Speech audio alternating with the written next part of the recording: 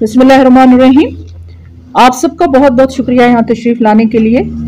जैसे कि आप जानते हैं कि हज पॉलिसी जो है 2023 जो है वो आ चुकी है और उस हवाले से मैंने आपको यहाँ तकलीफ दी। अभी गाइडलाइंस का हमें इंतज़ार है। मोस्ट प्रॉब्ली जो हमारे ऑफिसर्स हैं इनके कहने के मुताबिक 1-2 दिन में जो हैं गाइडलाइंस भी आ जाएंगी। कुछ चीज़ों का तो आपको मालूम ही है जिसके लिए हम मिनिस्ट्री को मुबारकबाद पेश करते हैं, क्योंकि जिस पर्पस के लिए लोग जाते हैं हज पे वो तो एक अलग ही किस्म का अकीदा रखता है। तो इसमें जो वीआईपी कल्चर था, ये वीआईपी कल्चर ख़त्म किया आज की गवर्नमेंट ने। उसके लिए मैं इस स्टेप को अप्रिशिएट करती हूँ। जैसे कोटा होता है, प्राइम मिनिस्टर का होता है, प्रेसिडेंट का होता है, इसी तरह मिनॉरिटी जो मिनिस्टर्स हैं उनका होता है, एमपीज़ का कोटा होता है। तो वो ख़त्म करके आम लोगों के लिए ये एक बहुत अच्छी जो है राहत है। मुझे लगता है तकरीबन उससे 5000 जो है 500 की 500 टोटल नहीं, तो उससे आम लोगों को फ़ायदा है। तो ये एक वेलकम स्टेप है, इसके लिए मैं उनको अप्रिशिएट करती हूँ। इससे मज़ीद जहाँ तक जम्मू कश्मीर का है उस हवाले से मैं बात करना चाहूँगी। आप जानते हैं कि ये जो होता है डिस्ट्रीब्यूशन होता है, इसमें तकरीबन 80% जो है बाकी स्टेट्स में होता है, हज कमेटी ऑफ इंडिया करती है, उसका आपको मालूम होगा। हाँ, इसी तरह हमारा जो है being a Muslim majority state, इसमें हमें कुछ एडिशनल कोटा मिल जाता है। अगर जनरली देखा जाए तो तकरीबन 6,000 तक जाएगा, फिर अगर उसको ऐड किया जाए तो 2,000 तक जाएगा। लेकिन हमें उम्मीद है कि हम 10,000 की फिगर क्रॉस करेंगे इंशाल्लाह इस साल। थोड़ी बहुत चेंजेस हैं इसमें। एक तो ये चेंज है जो इन्होंने नई चीज़ इंट्रोड्यूस की है इस पॉलिसी में। पहले कुछ चीज़ें मैं आपको बता दूँ चाहूँगी अपने साथियों को कि जब लास्ट टाइम हम मीटिंग के लिए गए थे, जब ऑल ओवर इंडिया से बुलाए गए थे, ये चेयरपर्सन्स और ऑफिसर्स बुलाए गए थे वहाँ पर अपने अपने सजेशंस रखने के लिए, वो मैं आपको बताऊँगी कि हमने क्या सजेशंस रखे। लेकिन जो कुछ तब्दीली थोड़ी बहुत आई है वो मैं आपके साथ शेयर करना चाहूँगी। एक तब्दीली तो ये आई है कि जैसे फॉर एग्जांपल किसी लेडी ने अगर हज ना किया हो तो और उसके हस्बैंड ने हज कमेटी ऑफ इंडिया के थ्रू हज किया हो, नॉर्मली जो लोग हज कमेटी ऑफ इंडिया के थ्रू हज करते हैं उनको दोबारा हज करने की इजाज़त थ्रू दिस प्राइवेटली वो कर सकते हैं, लेकिन यहाँ से इस सिलसिले से नहीं कर सकते। हाँ, थ्रू गवर्नमेंट मॉडल नहीं कर सकते। लेकिन अगर वाइफ ने ना किया हो तो उसको हस्बैंड जो है जा सकता है। हस्बैंड या को रिलेटिव जो क्लोज रिलेटिव होगा, यानी या दूर दराज कोई कजन होगा जो क्लोज रिलेटिव होगा वो जा सकता है, तो महरम जिसको कहते हैं। तो मुझे लगता है कि ये एक बड़ी तब्दीली है, ये इन्होंने किया है, इस चीज को रिलैक्स किया हुआ है। वुमन कैन परफॉर्म ए हज अगर वो अकेले भी जाना चाहे। I will come to that point. I will come to that point. That's the second point, you know. So ये वो है कि सपोज अगर किसी लेडी के हस्बैंड ने किया है लेकिन वाइफ ने नहीं किया है, वाइफ जाना चाहती है, तो नॉर्मली तो हज कमेटी ऑफ इंडिया उसको अलो नहीं करेगी। लेकिन अगर औरत ने नहीं किया है तो हस्बैंड भी जा सकता है, भाई भी, महरम जो है वो जा सकता है साथ। एडिशनल थोड़े एडिशनल चार्ज देने पड़ेंगे। कितने देने पड़ेंगे वो अभी इन्होंने डिसाइड नहीं किया है। नॉमिनल होगा, जो भी होगा नॉमिनल होगा। उसके बाद ऑनलाइन किया है इन्होंने एप्लीकेशंस को।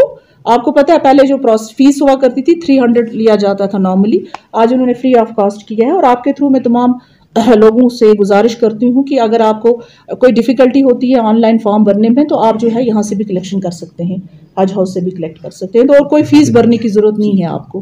पहले 300 रुपीज़ भरते थे।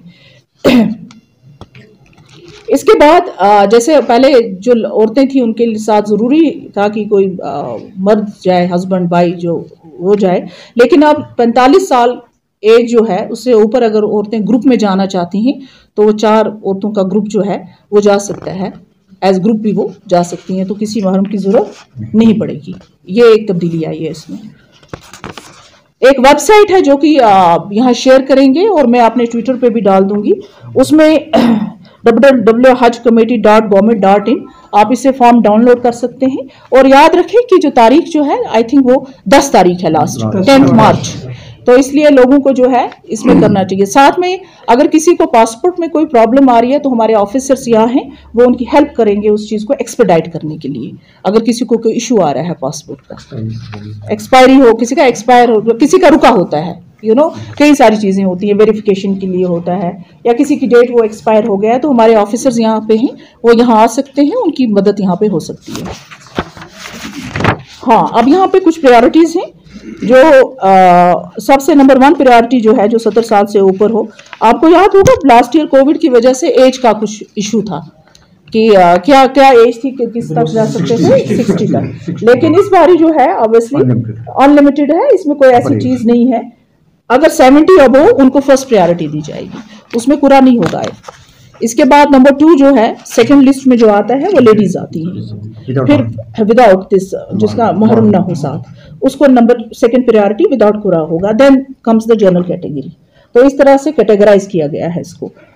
पहले आपको पैसा देना पड़ता था, प्राइवेट लैब जाना पड़ता था टेस्ट के लिए। अब मुझे लगता है आपने जो किया होगा वैक्सीनेशन, वो सर्टिफिकेट जो होगी वैलिड होगी। इससे मजीद भी अगर कुछ होगा तो गवर्नमेंट के थ्रू हो जाएगा, आपको पे करने की जरूरत नहीं है।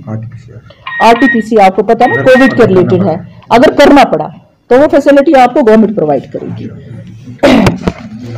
एक और चीज आपको बता दूं मैं आपको कि हमने कुछ इश्यूज रेज किए हैं जो मैंने आपसे कहा कि मैं आपसे शेयर करूंगी, लेकिन पर्पस क्या है? पर्पस ये था जो हमने मिनिस्ट्री के सामने भी बात रखने की कोशिश की।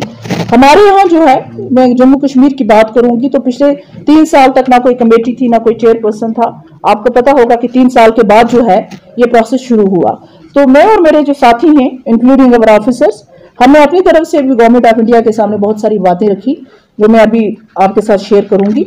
लेकिन पर्पस गवर्नमेंट ऑफ इंडिया का या मिनिस्ट्री का या सबका ये है कि हज को सस्ता किया जाए और कंफर्टेबल बनाया जाए, वही सबका पर्पस है। तो इस बार मुझे लगता है कि जैसे आपको जो टेंटेटिव खर्चा आता था तकरीबन 4.5 लाख आता था, और हमें उम्मीद है कि जो चीज़ें उन्होंने उसमें माइनस की हैं, जो उन्होंने मैंडेटरी बनाई थी, हालांकि मैंडेटरी नहीं थी वो चीज़ें, वो उन डिटेल्स में मैं नहीं जाऊंगी, उनको कम करके जो है तकरीबन 3.5 या 3.70 तक जो है खर्चा होगा हाजियों का।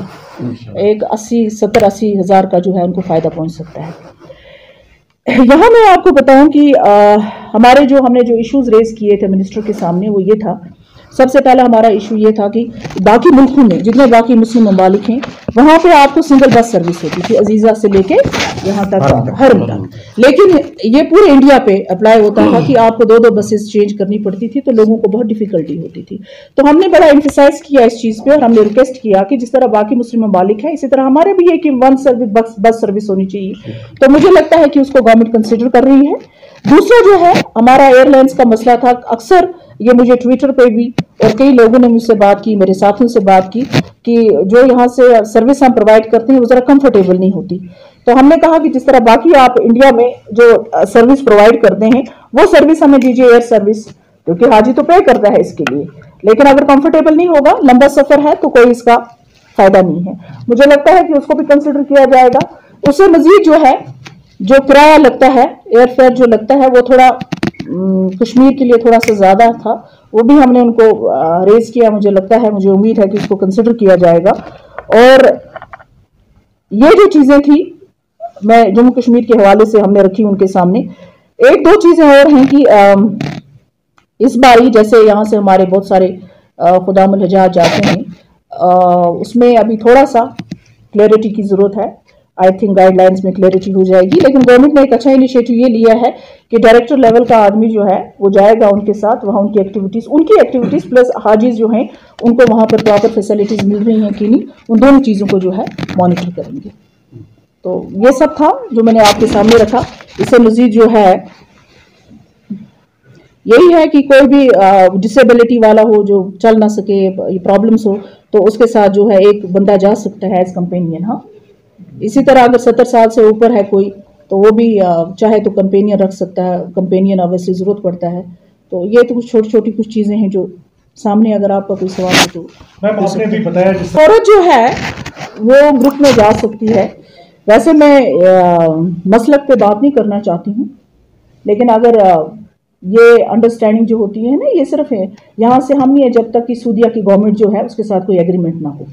जहाँ पर आप हज करने जा रहे हैं, जहाँ पर ये मदीना शरीफ है, मक्का शरीफ है, उस गवर्नमेंट ने इस चीज़ का कंसेंट दिया है, ओके किया है, तो मुझे लगता है वो भी इस्लाम जानते हैं मैम आपने वो कोई ऐसी चीज नहीं करेंगे जो इस्लाम के खिलाफ हो। जो ये मैम यहाँ पे I don't want to speak on this issue, I am not a scholar on this. अलग अलग लोगों की अलग अलग होगा, मतलब हम अगर आप इसी में जाना चाहते हैं इस डिटेल में, तो हम मुसलमानों के 75 फिरके से है ना, 75 फिरकास तो है ना, कुरान इज वन बट फिरकास आर डिफरेंट। हाँ, तो मुझे आप जरा एक कोट कीजिए जरा, मुझे मेरी थोड़ा सा मेरी एक मिनट मेरी नॉलेज के लिए, हाँ मुझे पता, मेरी नॉलेज के लिए बताइए कि कुरान में कहाँ पे कोट किया है कि ये ग्रुप में औरतें नहीं जा सकती, किस जगह पे किया है? नहीं मुझे बताइए ना, मेरा थोड़ा सा इल्म बढ़ा दो प्लीज। हाँ अब बताओ, आप कोट करो, नहीं आप कोट करो, मुझे कोट करो, कौन सा कुरान का कोई आयत कोट करके बताइए जहाँ लिखा है कि औरत जो है नहीं जा सकती, तो ग्रुप में नहीं जा सकती है, विदाउट कंपेनियन नहीं जा सकती। जरा मुझे कोट, विदाउट महर नहीं, कंपेनियन क्या हो, नहीं बताओ ना प्लीज, ना प्लीज अभी बताओ। मैं होपफुल हूँ कि देखिए 4,000 से ज्यादा। टोटल नंबर क्या है इस साल कितने?